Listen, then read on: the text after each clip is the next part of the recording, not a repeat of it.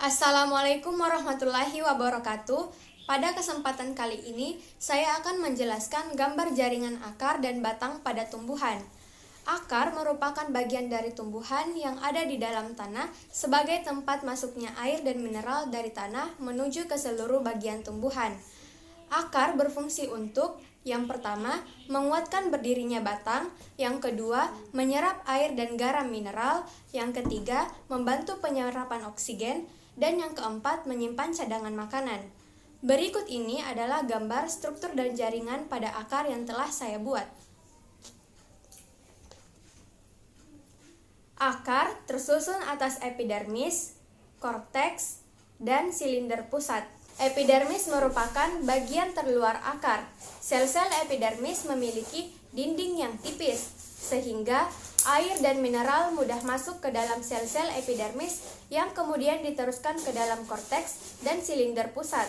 Pada bagian tertentu, sel-sel epidermis juga mengalami modifikasi menjadi rambut akar yang berfungsi untuk memperluas bidang penyerapan air dan mineral. Berikut ini adalah gambar struktur dan jaringan pada akar yang telah saya gambar. Lapisan terdalam dari korteks disebut endodermis. Lapisan endodermis tersusun atas satu lapis sel yang membatasi korteks dengan silinder pusat.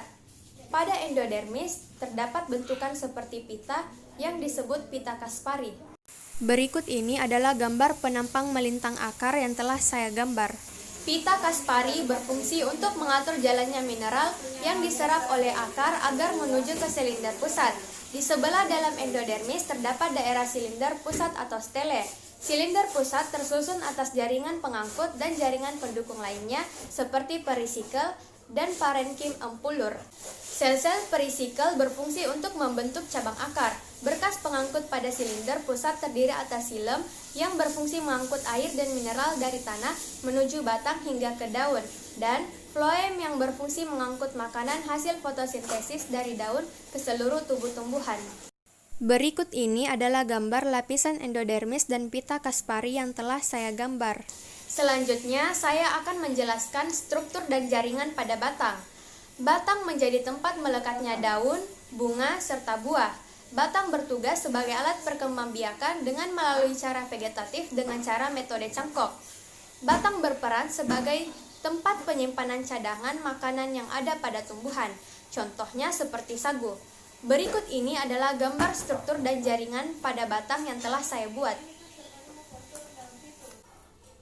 Seperti halnya akar, batang juga memiliki epidermis, korteks, dan berkas pengangkut. Bagian terluar batang yang masih muda tersusun atas jaringan epidermis.